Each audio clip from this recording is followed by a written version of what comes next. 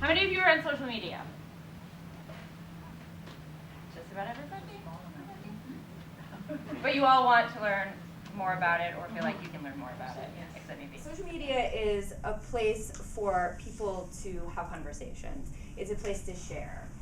As a business or as a club, you want to be on there, not necessarily to sell, but to create conversations with people that you are targeting.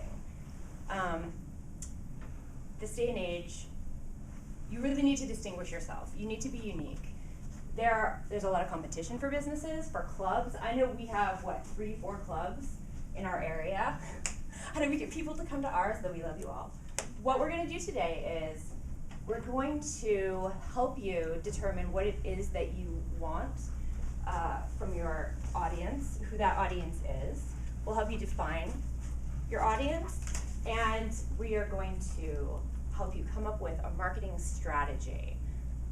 If you have something that's going on, then you can work on that, or you can make something up. It's really just an exercise in organizing how you want to market. So, different media platforms. There's visual, there's networking, so text-based, we are on there creating conversations. Something like Instagram, Pinterest.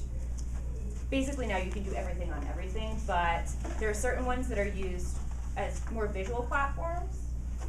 And there are some that are for text. Twitter, for instance, you can do photos on Twitter now, but it's more of a text-based interaction, very short snippets of important information. And then you have blogging, MailChimp if you have a newsletter, Eventbrite, Meetup, Facebook. You can create your events and your activities on there. Erin, one of the reasons why we wanted to show the social media platforms is to talk about the diversity of those platforms. And I think it might be worthwhile to understand where people are coming from to understand what platforms are going to be important here. So can we get a show of hands of who's managing their club's marketing and efforts? Okay. Fantastic. And who's managing their businesses, marketing, PR? And what about your own marketing, PR, and brand? Yeah, you're starting it? There you go. Yeah, and we've been talking, we had Chris, right, was his name, talking about becoming a coach. If that's something you're interested in, you really need to be on social media. Yeah. Okay. And what about the others who haven't raised your hands? What are you working on? A little bit of everything. Okay. Product development. Okay. So ideation, everything. So if you're scattered, if you're trying to narrow in on what do you need to focus on and why, we're going to help you get there, because with so many options available and new ones coming every day, you could pretty much waste all of your time online, putting ads out, putting up blogs, writing things, and still never find the people that you need to find to make your business, make your ideas sing. And the hope that we've got is that by going through the activities that we've got for you today, by giving you the resources that we use, and I'd like to say that we're successful, but we're still small businesses. We're still trying to grow and become bigger. Always. Yeah. Erin? Yeah. Okay. Go ahead. I make stuff. I sell directly to consumers, and I sell to boutique store owners. Chris, on the other hand. Yeah, so I sell to businesses. The things that I sell are like my skills, my thoughts, the ways in which I put ideas together and go after your customers. It's almost always B2B. Occasionally I dip into the consumer market and offer a workshop for us, for people like today.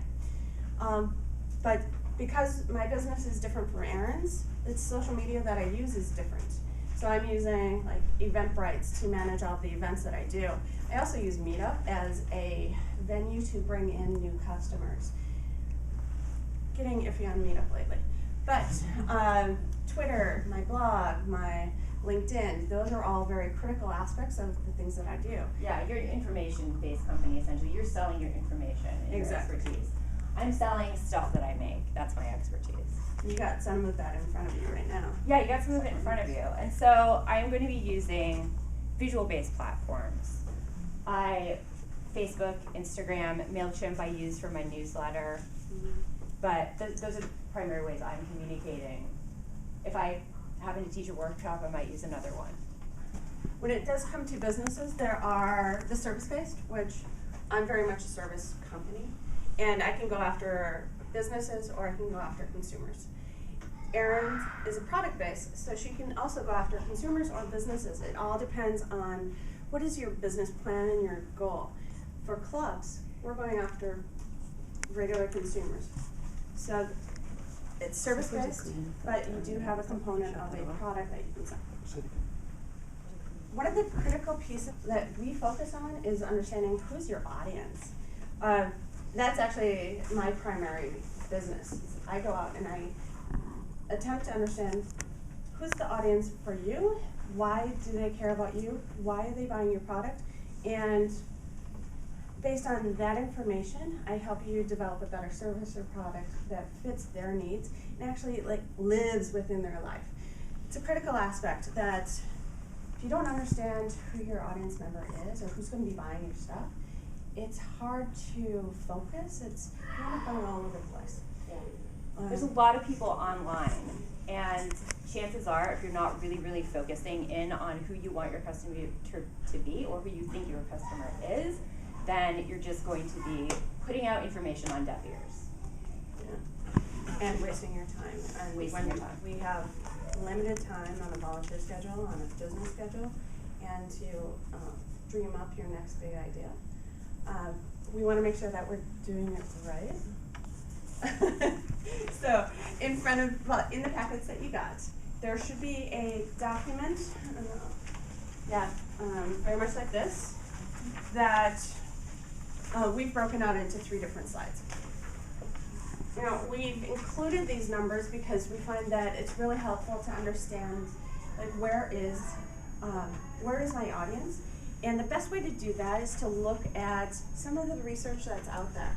They can help you understand your audience may be on Instagram, but they're definitely not on Pinterest. And the way that you do that is by first knowing who your audience is, thinking back, and we'll get to that. We'll think about who our audience is, what makes them special, what's their age demographic, what's their education, who are we trying to attract? And then from that, we can go in and say, okay, if I'm going after men, and I'm going after professional men, where do I have to be? So right now, it looks like men are represented on Facebook 67% of the time. That's pretty awesome. Instagram, they're only there 23%, Pinterest 15%. Should I be on Pinterest? Probably not. LinkedIn 28%, not bad. Twitter 21%. So that helps me narrow down on which platforms, or at least consider that platform better. And then I look at the ages. Really, the 18 to 29 bracket is an awesome bracket, but it's not every bracket. There are men in this room that would be a great target for some of us, and we need to understand what age groups best fit our needs and the products that we're selling. So if we look at 30 to 49, still a huge percentage on Facebook, huge percentage on Instagram, which is kind of fascinating, and then they start tapering off by the time you get to Twitter. Okay, so now we've got a better idea of where I need to spend my time and why. And we can look at their college, we can look at how much they're earning. All that information is out there, and that's part of the reason why we included it today. And we also look at urban and suburban and rural. Sure. So Erin, in this example, do you care if they're urban, rural, or suburban? Well, it depends on how I find my ideal customer. We have a worksheet that we'll be getting into. That is one of the things that you're going to be looking at. But I do. It may depend on buying habits. The product that I sell, it may fit into a certain lifestyle. It might fit into a certain income bracket, and that might be determined or a factor when looking at where they're actually located in the country or the world. Okay. And I think I want to make a quick pivot. At Christmas, you mentioned that you were selling a lot of soap to men. I have some sense, I guess. I have a lot of men who like certain fragrances that I do during the holidays, and they'll buy 12 bars, 20 bars, 30 bars to last them all year. Also, there are peak times when men are shopping for bath and body products, and that's when they're buying it for women. Valentine's Day, Mother's Day, birthdays. So knowing that information, you can also target certain audiences at certain times of the year based on their buying habits. Okay. Yeah. So it sounds like you've put together a schedule for yourself, and once that part of the calendar shows up, Social media marketing plan for the whole year. nice. Yeah. Nice. Don't want to jump ahead of myself. Well, we're there. We're there! And it's really about making those informed decisions. And so that's where those charts come in, and it's where knowing who your audience is, that matters. Because there's this nice diagram where you can draw out, like, I know this about my customer.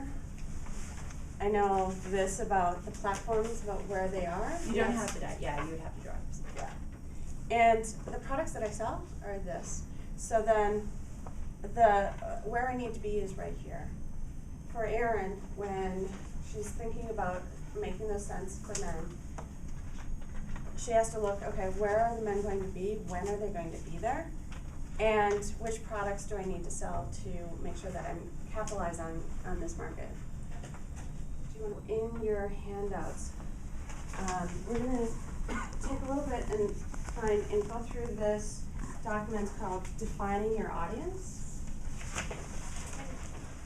For your reference, we've got all of this stuff online already, so you can just go ahead and download it at the end, and it will be online for a while.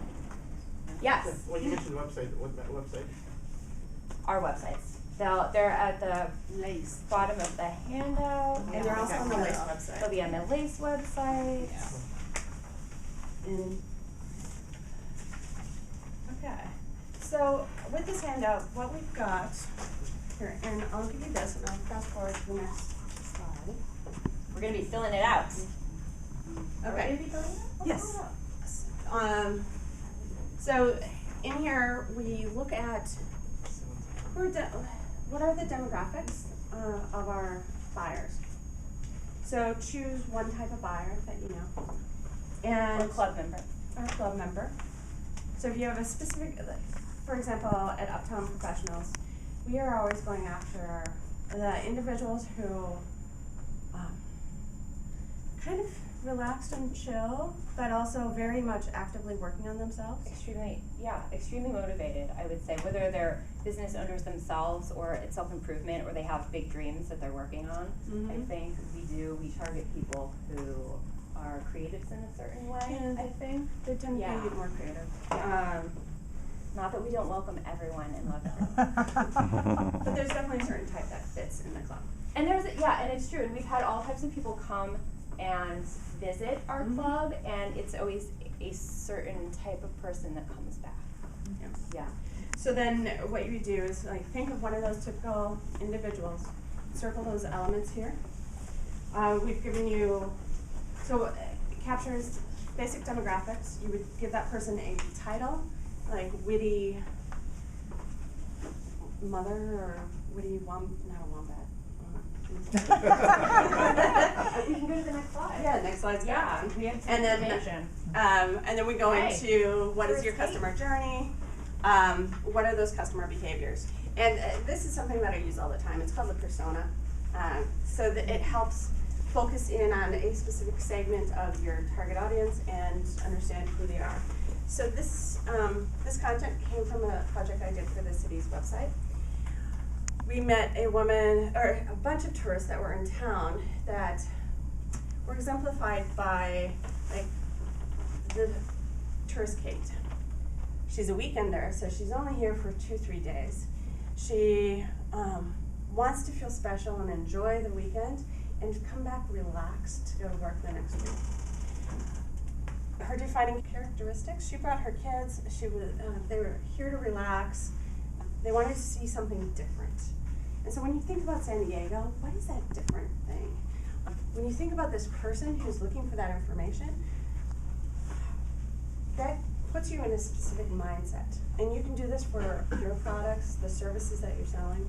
The next thing is to think about their journey. So oftentimes you'll hear how somebody found you, and you capture that information.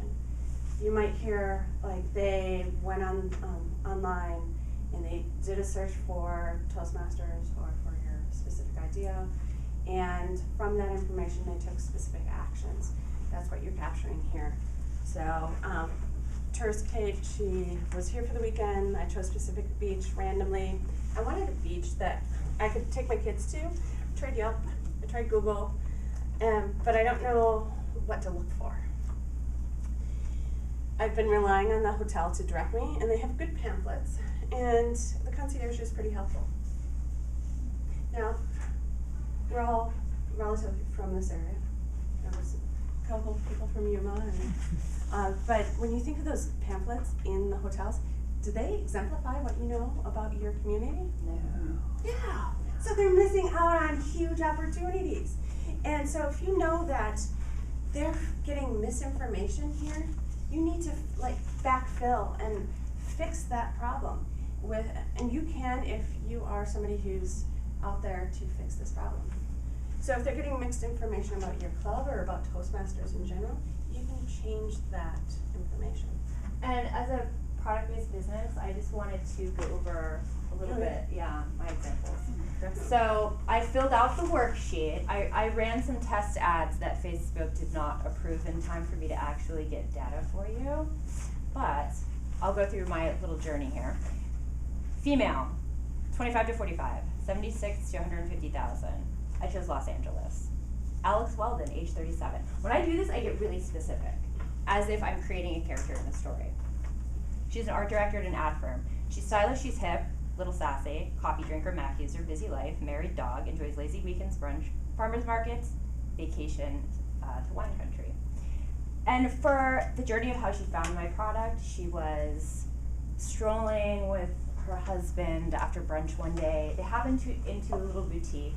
They weren't shopping for anything in particular. The eye-catching packaging made her go over to the display, and then samples of all the different fragrances enticed her to actually start sampling and smelling. And in my mind, she chose one fragrance and she put it on her hand, and she smelled her hand and she said, that's good. And then she kind of rubbed it in more and she said, oh, that's really good. Yeah, honey, what do you think, And ended up buying that fragrance and everything that I sell, right? Can I stop you there? Yeah. Okay, so there's a couple things that are really critical there. The specificity, the experience that she wants them to have, the visuals that were there. Those are important factors. I like that you talked about the things that she likes to do. So like go to a farmer's market. Sure. You could include brands. You could include pictures, visuals, if it helps you. Create those mood boards to enable you to actually visualize who this person is and where they are. The more that you actually know about your customer, so if you have a functioning club, if you've got a functioning product that's already out there and servicing people, look at the people who are coming in, ask them a couple questions about the things that they're doing, the things that they like. Ask them where they're going online, because that information you'll feed back into this document.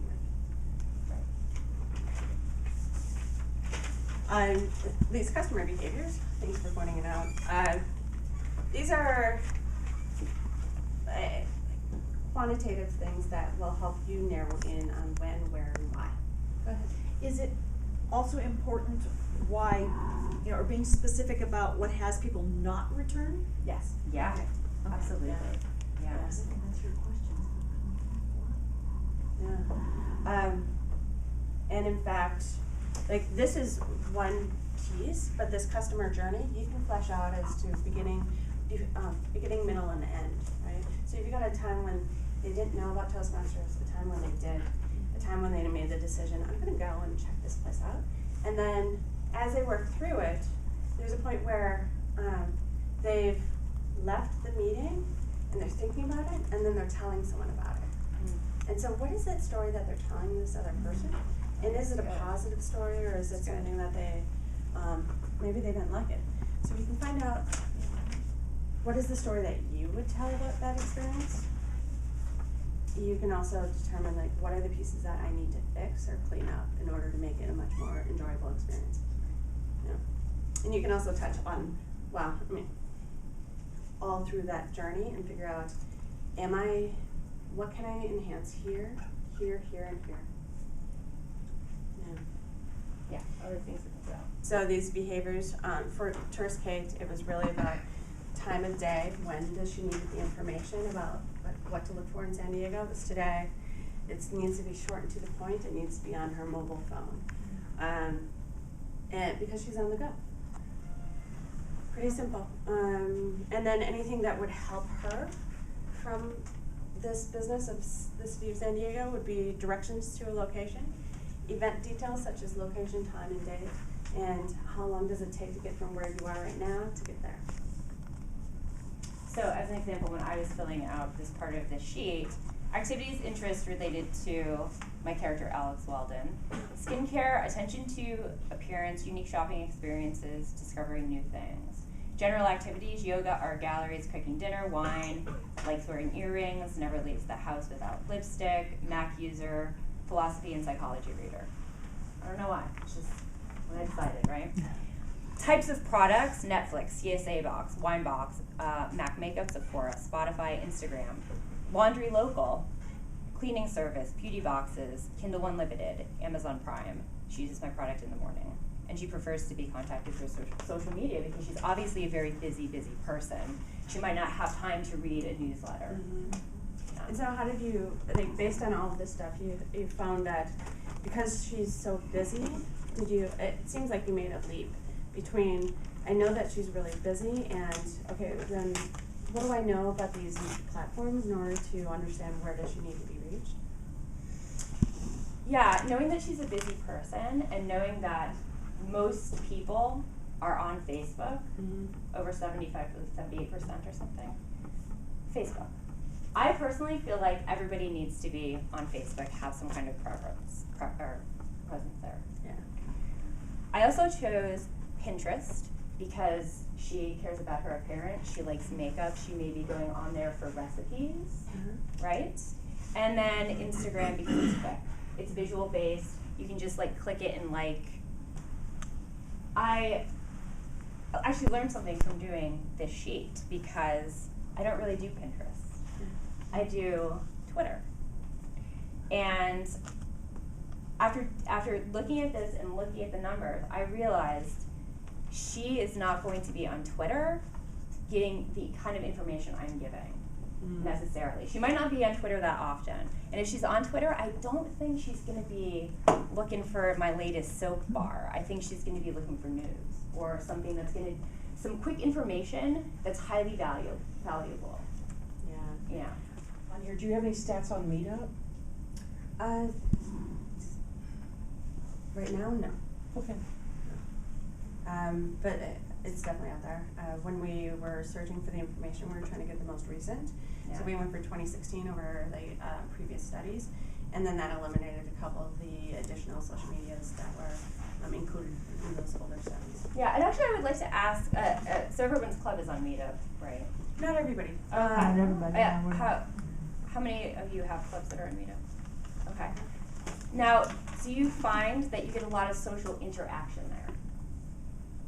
Are people commenting after? It depends. It's how you set it up. Yeah. It is critical. There are some critical elements you must have and things you must do, or else it's dead. So what have you found that's critical?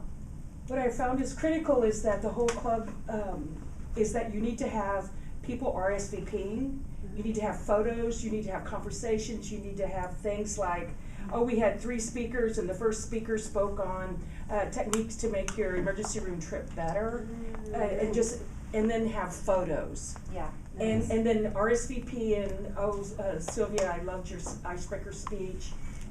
Yeah. That has to be a conversation. And I think, yeah, as a conversation, it's exactly the same thing you could do on the Facebook page. Yeah.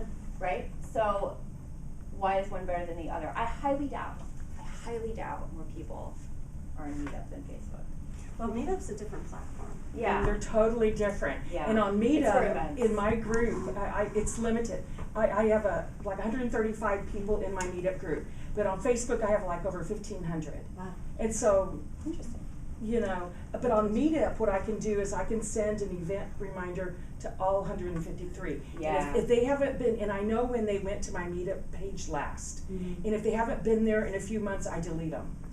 So you're getting analytics, so that's data that helps you understand a person's usage of your product. Yes. You're getting a lot more information than you would with other platforms, unless you purchase or are like really good with digging into getting that information. Meetup makes it really easy. Now, I think there's a couple things that you pointed out. Meetup's a conversation. It's a event-based platform, and you need to show that people are engaging on it and engaging in your meetups. Yeah. So the challenge that I help the district with their meetup page, and our club also has a separate meetup page, so we've got two, and then I also run 3 others. So, Meetup girl. Love to love that. I mean, yeah, So what you find doesn't work with Meetup? what doesn't What work do is you, yeah. So what I find with a lot of clubs is that they take the content that they've written once, and then they duplicate that event 100 times, and then there's no end. Mm-hmm. Then they're not going on there to see who's checking out their page. And because it's a district website, you don't really, like, it's weird, because you could email everybody that's been on that site, but you're gonna get half of them who are running their own meetups or Toastmaster groups. So, but if you're on your own meetup page, you can find all of those audience members. Now, the other thing that I see that, is that those clubs that change out their content and have, like, for example, with our club, what I've done is every month an event replicates. So we have an open house every first Thursday, regardless of whether or not we're actually having one. It's kind of like a fake news item. Yeah, but I do that because it. What we saw this last month is that we got 5 new people that came in. Yeah. And so that was phenomenal, and it was because we had updated the text, we put in new content. So once you have a template in there, you can go in and edit it whenever you want. Yeah. But that first template is important, and also letting them know that not everybody signs in from your club. Yeah. So the challenge, okay, so those other 3 meetups that I run, they have the conversations, they have people posting, they have photos. One group puts up 60 photos easily, sometimes over 100, because there's so much content to post. And then they're like they're pinging each other on there saying, hey, it's really great seeing you there, and great seeing you there. And so that conversation, that camaraderie that starts happening, changes the way in which people are using Meetup. It's very much that conversation around a specific event that your group is hosting. So it's essentially useless unless the conversation is happening. Yeah. So it's about making the conversation happen. The challenge with Meetup, though, is that you can't capture the emails. And so that's why that specific group is moving to like a MailChimp platform, and we're asking people to provide us their emails and their information because we can't reach them and we don't know who's not getting our information, or so the opacity is pretty strong. Okay. Meetup will send you an email about an event that's coming up, and it will also tell you about all sorts of other events. And pretty soon those go into your spam folder or get hidden someplace. And so the individuals that I've been talking to about, like, hey, did you get our email? Or how did you hear about this? Or we're having an event next month, are you coming? They're saying, oh, I haven't gotten any emails from you guys in a long time. I keep missing these events. And I'm wondering, how is that happening? It's happening because their email system is getting too smart for them. Meetup sends a lot of emails. It's too many emails. Yeah. And I couldn't find how to turn that off. Yeah, it's nearly impossible. Go ahead. Really depends on the PR person too. You have to put yourself in the shoes of your target audience.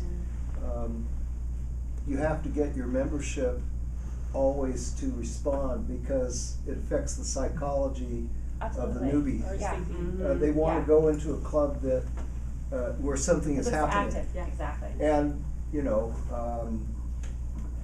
you have to, how can I put it euphemistically, you have to kind of spin it a little bit. Another thing is, if you're the PR person and you see a newbie coming on, you must respond. Because otherwise, all they do is glance. But once you respond, Yeah. there's something more than just glancing going on with them. Right, the conversation starts. Right. And so that's where understanding your customer's journey, like what is that process of signing up on Meetup and getting into your, the actual dates and location? That tells you whether or not, if you know what that process is like, you also know whether or not they're spending time on there or how you need to engage them. Also, do we know what time it is? 12:38. All right? Oh, right now, 12:39. Okay. So that gets us into our social media plan.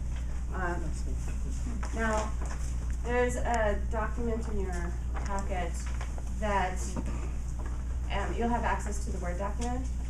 So you can, it's designed to just fill in and wherever there's brackets.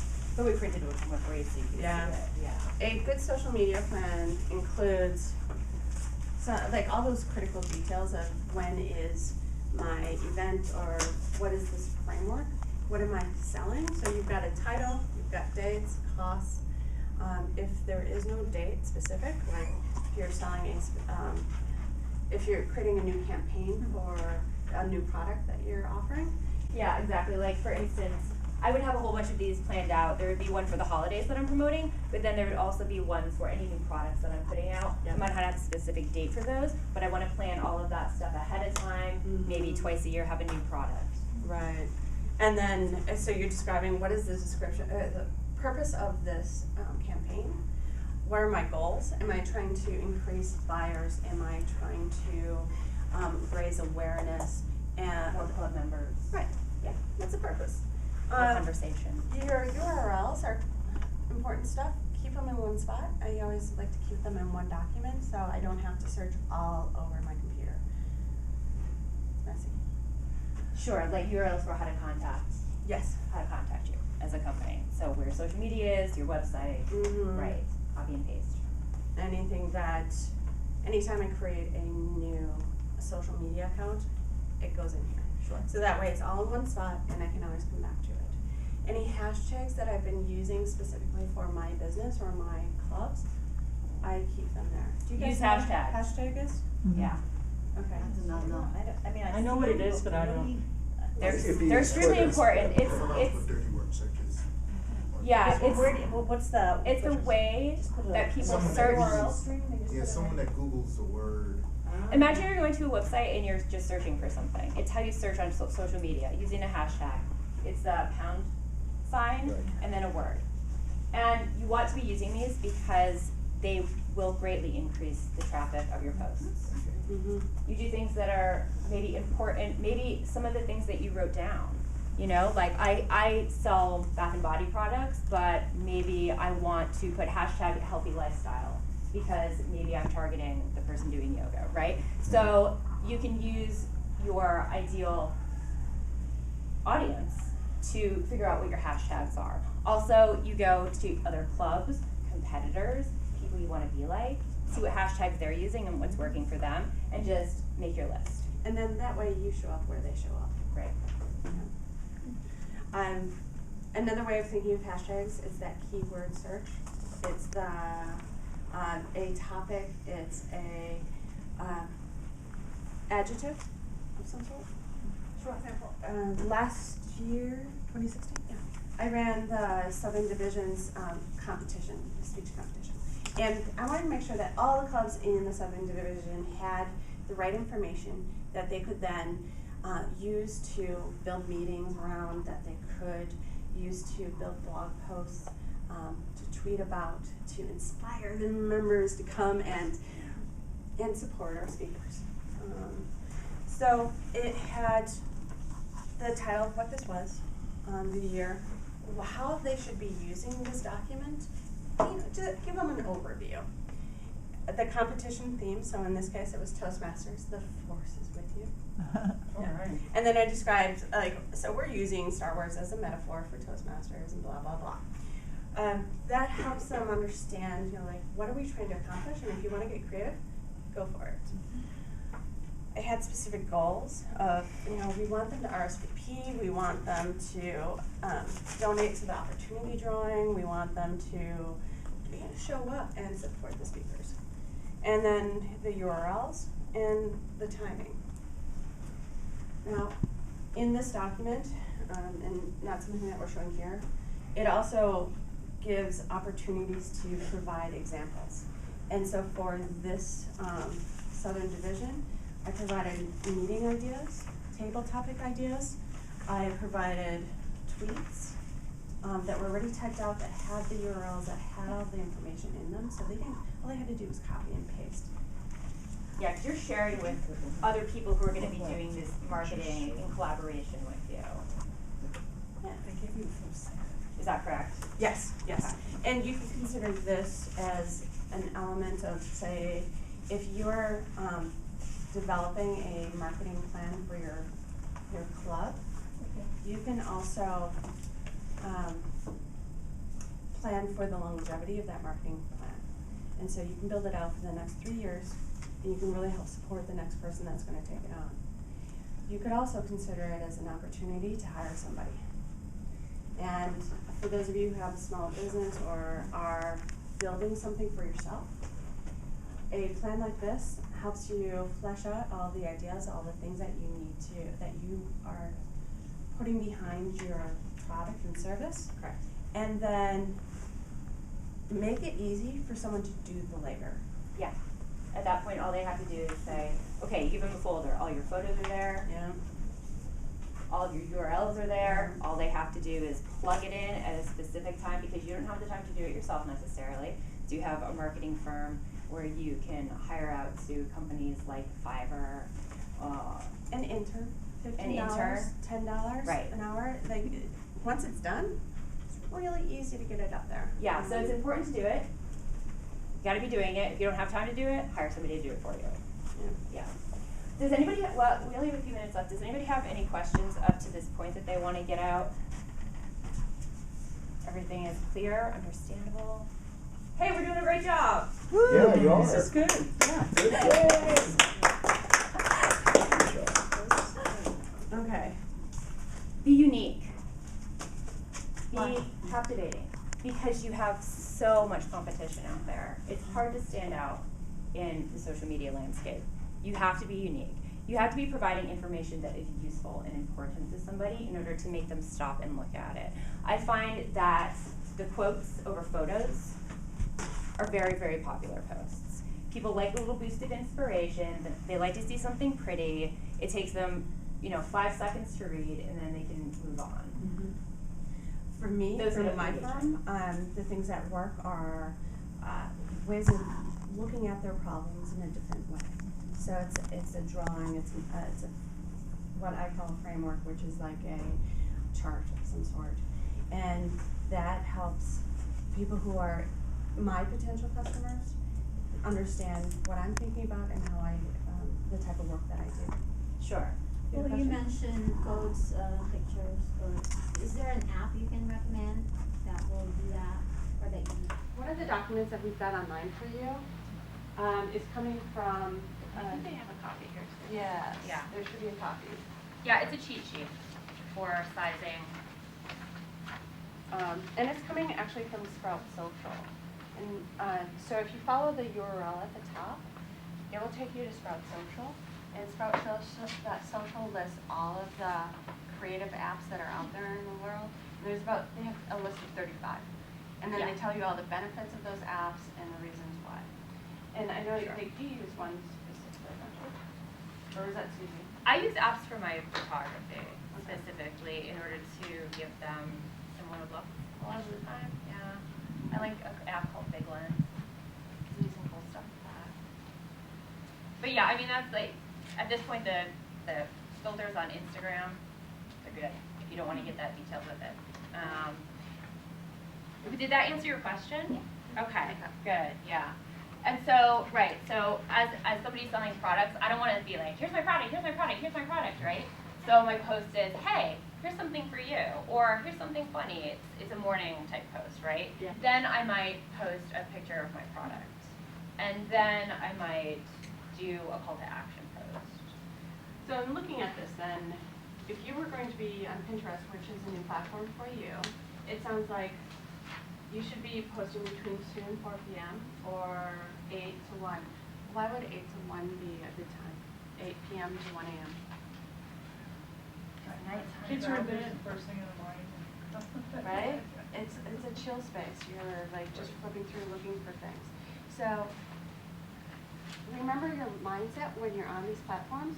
And does this mean 8 a.m., 8 p.m. and 8 a.m.? Because that's No, really 8 p.m. to 8 a.m. But so with Facebook, people aren't on there for the overnight shift.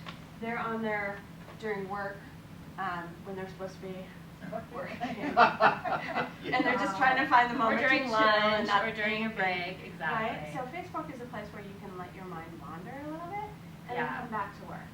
Twitter's the same way, 1 to 3 p.m. That's awesome. But they're on there because it provides them a little bit more information.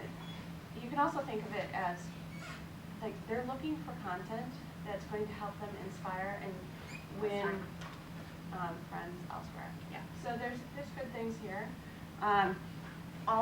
Let me give you guys the URLs so you can get there. Okay. You can definitely go on L.A.C.E 2017 and go to our bios and get to our websites there. Mine is under labs because I do a lot of workshops and capture all of my workshops in that space, so you can find all of the URLs there. It's right at the top. And then Erin's is going to be up end of it. Yep. So it's hopscotchlabs.com. We didn't really get into the paid advertising part of it, but if you wanted to do that, so this is essentially what it's going to look like if you go on and you say, hey, I want to promote something.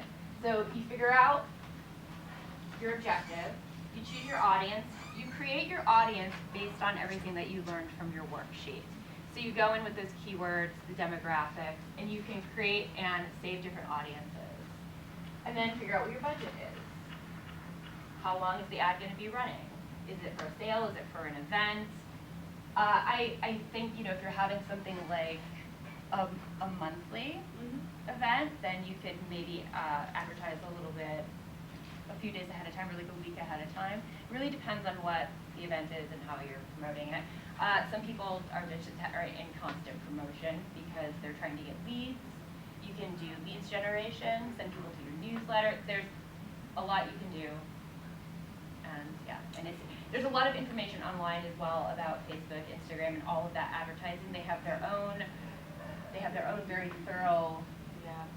Now there's web one pages place they're that done. when we were talking about this that we don't want you to deal with, and that's Yelp. You're laughing? Why?